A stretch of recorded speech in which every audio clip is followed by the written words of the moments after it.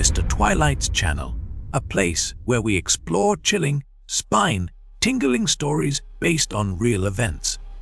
Have you ever wondered whether the terrifying urban legends people often talk about are actually true? Stories about ghosts, monsters, or mysterious forces that seem to exist only in our imagination. Could they really be out there, somewhere in the world? Today, I'll share 3 terrifying stories about urban legends that have been proven true, told through the real, life experiences of eyewitnesses who came face to face with the unknown. All right? Let's not keep you waiting any longer. Let's dive into the first story. The first story? The man from West Virginia. John still remembers the chilling sensation that night as he drove down a deserted road in Point Pleasant. The darkness was thick, broken only by the dim glow of his headlights lighting up the bare trees on either side. Suddenly, a piercing screech echoed from above, making him clutch the steering wheel in shock. The sound was unlike anything he had ever heard. Not like any bird, but more like metal being violently scraped. Before he could react, a massive black figure swooped down, darting across his windshield with its wings spread wide. 2 glowing red eyes, like burning coals in the night, stared straight at him. John's heart pounded wildly. He yanked the steering wheel, and the car veered onto the grassy roadside and skidded to a stop. On the car's roof, he heard the soft, dragging scratch of claws. He didn't dare look up, but those red eyes, they stayed burned into his memory. After that terrifying night, John began to research the creature he had encountered. The people of Point Pleasant were all too familiar with eerie stories about a winged being, over 2 meters tall, with glowing red eyes and a screech like a tormented spirit. They called it the Mothman. The legend began in 1966, when 2 young couples were driving at night through the old World War II TNT storage area. A strange creature started chasing them. They said it wasn't human. Those red eyes followed them relentlessly. They sped away at 100 mph, but Mothman didn't let up. It flew just above them, a haunting shadow in the sky. But the most horrifying event came on the night of December 15, 1967. Snow and rain were falling, and the Ohio River Bridge was packed with rush hour traffic. At exactly 5:04 p.m., the bridge suddenly collapsed, plunging 46 people into the freezing water below. In the days leading up to the tragedy, several witnesses claimed they saw the Mothman standing on the bridge, silent, like a ghostly omen. But no one suspected it was a warning of what was to come. After that fateful night, John began experiencing strange phenomena. At night, he heard soft scratching sounds on the second-floor bedroom window, despite there being no tall trees near his house. Each time he turned on the light, he'd catch a fleeting glimpse of a large shadow darting away. One night, John tried to record the strange sounds with a tape recorder. What he captured was chilling, heavy breathing followed by a repeated, whispered phrase. "No one escapes. No one escapes." One by one, those who had seen the Mothman alongside John met mysterious, tragic ends. His close friend Mike drove off a cliff on a straight road with no skid marks. Mike's wife later revealed that the night before his death, he thrashed in his sleep, drenched in sweat, and kept repeating, "It knows I saw it, it won't let me go." But John left Point Pleasant soon after Mike's death. But in 2007, following the collapse of the bridge in Minneapolis, a shocking photo surfaced online. Captured by a traffic camera this year, nearly 20 years later, John returned to Point Pleasant for the town's annual Mothman Festival. The townspeople had commercialized the creature as a quirky tourist attraction. But for John, it remained a living nightmare. During the night, while staying at a small roadside inn at 3 a.m., he shot out of bed and nervously drew back the curtain. No one was there. Only one message remained, etched in the condensation on the glass. "I'm still here." The second story, The Black-Eyed Children of Texas. The night wind howled through the door cracks like a distant cry. Inside a small, dimly lit house in northern suburban Texas, the yellow glow of a bedside lamp flickered weakly, as if it might go out at any moment. At exactly 2:37 a.m., Sarah woke up to a soft knock at the door. There was no doorbell, no voice, just a steady, patient tapping, as if someone were waiting. Sarah, recently divorced and living alone, had no close neighbors. Her home sat on a secluded stretch of land where few ever passed by at night. Wrapping a robe around her, she walked slowly to the door. Through the window, she saw two small figures standing still on the porch. She hesitated for a moment, then cautiously cracked open the door. "Do you need help?" she asked. Both children lifted their heads in perfect unison, and Sarah nearly collapsed. Their eyes had no pupils, no whites, just deep, endless voids like black holes staring into her soul. Their skin was pale, almost ghostly. She slammed the door shut, heart racing, hands trembling. A voice followed, calm, unnatural, far too mature for a child. "Let us in. We can't come in unless you invite us." Panicking, Sarah rushed upstairs and peeked through her second-floor window. The two children still stood motionless below. Around 300 a.m., a summer storm began to rise. Wind tore through the trees, but the children's hair didn't move. They didn't belong here. She grabbed her phone and dialed 911 with shaking hands. The moment the operator picked up, the call dropped. Her screen went black. The landline, her laptop, nothing worked.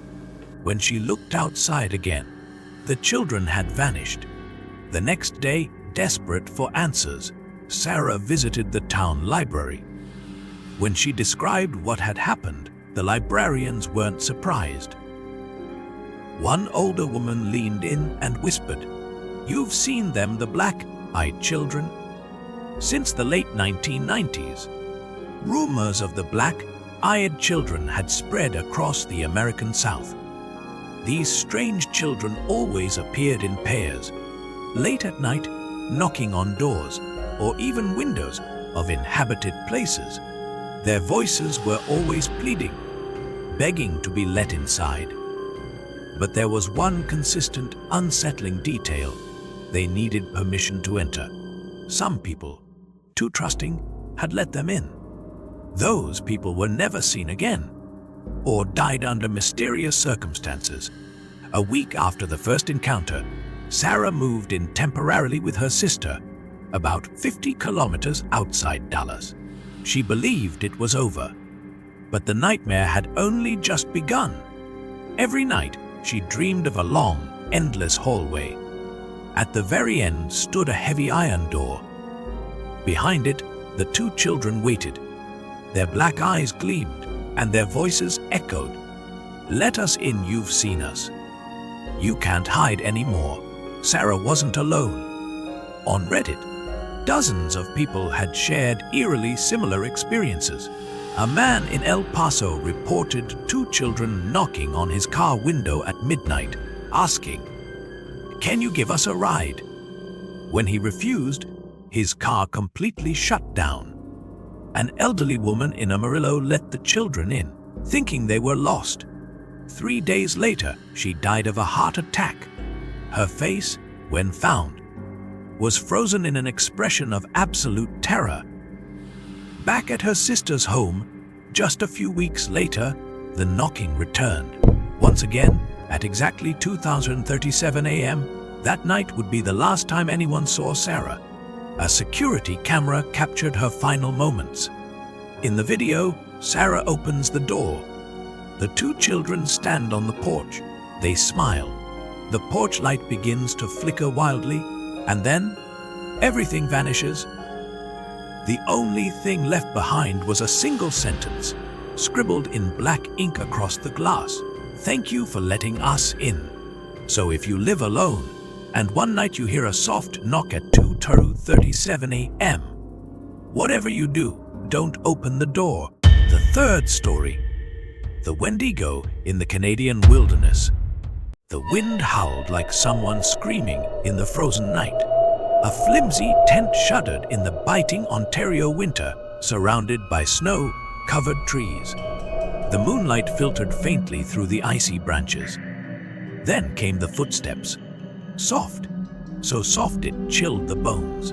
As if something barefoot moved across the snow, Mark jolted upright. Inside the tent, only the faint flicker of a dying fire and the steady breathing of his three friends filled the silence. He crept toward the flap, every drop of blood in his body frozen in fear. Just outside, in the dim moonlight, stood a grotesque, gaunt figure. Tall, white-skinned, and deathly still, its ribs jutted out beneath thin flesh.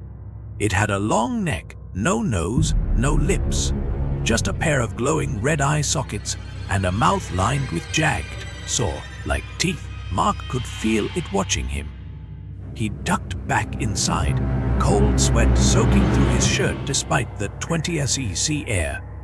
He whispered to his friends, "There's something out there." Jason, his closest friend, mumbled, "Maybe it's just a bear or you're overtired." But when they stepped out, all they saw was endless white and a single trail of thin, long footprints stretching deep into the forest. Claw marks dragging through the snow. They fed the fire, huddled close, straining to hear the slightest rustle in the silence of the woods. By morning, they agreed to cut their trip short and pack up. As they gathered their things, Tom, the jokester of the group, grew suddenly silent. He stood frozen, staring at a tree in the distance. Mark walked over. Tom pointed, drawn in dried blood on the tree was a crude image of a towering creature. Skeletal, with a wide, twisted mouth and two long antlers. Beneath it, strange symbols no one could read. Jason whispered, "I've read about this Wendigo, a demon spirit. It appears when someone in the forest is starving to death." Before noon, Jake, the fourth member of their group, disappeared. They searched frantically. All they found was his glove, lying at the base of a large pine. No blood, just a silence that felt like death. Mark made a quick decision. He and Jason would search in one direction, while Tom stayed behind to monitor camp and stay in contact via radio. But when they returned, Tom was gone. The tent was shredded. Near the cold ashes of the fire, they found a charred bone fragment and a blood-stained scrap from Tom's coat. Mark and Jason pitched their tent again, too terrified to sleep. Around 1 a.m., the forest wind stopped completely, unnaturally silent. Then came the voice. "Mark." A whisper drifted through the cold air, low and deliberate. It wasn't the wind. It was Tom's voice. "I'm so cold, come out here with me." Mark froze. Jason gripped his hunting knife, hands shaking. They didn't respond. Instead, they turned off their flashlight and held their breath. The voice continued for hours, slow, persistent, like a cursed lullaby. But when dawn came, no one was there. Just another trail of footprints, deep and narrow, leading into the forest's heart. By the third day, their food had run out. Exhausted and starving, Mark began to hear a voice in his mind. "You'll never leave this place of I'm starving, and you are the final feast." That night, Jason woke to a horrifying sight. Mark stood motionless at the tent's entrance, clutching a knife, eyes vacant. Jason screamed, wrestled the knife from him, and forced him back down, trying to snap him out of it. Then it appeared. It emerged from the dense fog. Over 3 meters tall, bones creaking with every step, antlers like twisted tree branches jutted from its skull. Its skin was pale and rock hard, stretched tight over its emaciated frame. Its claws, long blood-stained, scratched the earth as it walked. The ground trembled beneath its weight. Mark screamed and lunged with the knife, but the blade couldn't pierce the creature's hide. Jason grabbed him, and they ran blindly into the dark, snow-covered woods. Behind them, the Wendigo's wheezing, rasping laughter echoed, "You'll never get out." And then, without knowing how, it was morning. Mark and Jason awoke on the edge of the forest beside a highway. No memory of how they'd escaped. Their clothes were torn, bodies bruised and bleeding, but they were alive. Jason never spoke of it again. Mark couldn't sleep for months. In his dreams, he saw Tom and Jake, pale, blood trickling from their mouths, standing in the forest, whispering, "You saw it, you can't escape." The Wendigo isn't just legend.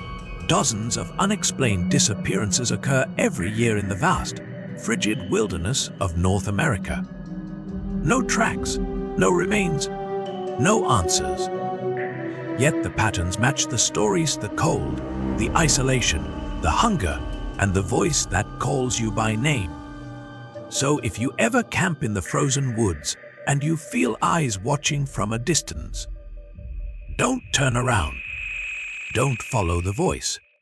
And if you ever hear it whisper your name, run. Run before its hunger finds you. So we've just explored 3 terrifying stories about urban legends that turned out to be real. By now, you probably realize our world is far more mysterious and frightening than we ever imagined. So tell me, are you still sure that the sound outside your window tonight is just the wind? Let me know what you think about these chilling tales in the comments below. And if you enjoy stories like this, don't forget to like, subscribe to Mr. Twilight, and hit the notification bell so you never miss a scare. I'll be back with even more terrifying experiences soon. Sleep well if you still can.